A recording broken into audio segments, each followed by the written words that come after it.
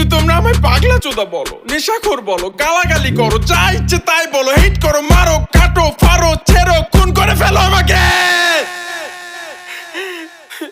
ফাহিম, ফাহিম, আমি আমি নিজেকে কন্ট্রোল করতে পারছি না, আমাকে বেঁধে রাখো, না হয় আমাকে হসপিটাল নিয়ে অজ্ঞান করে রাখো। আমি যে কোনো মুহূর্তে যে কোনো কিছু করে ফেলতে পারি। আর তোমরা তো জানো আমি তোমাদেরকে কতটা ভালোবাসি।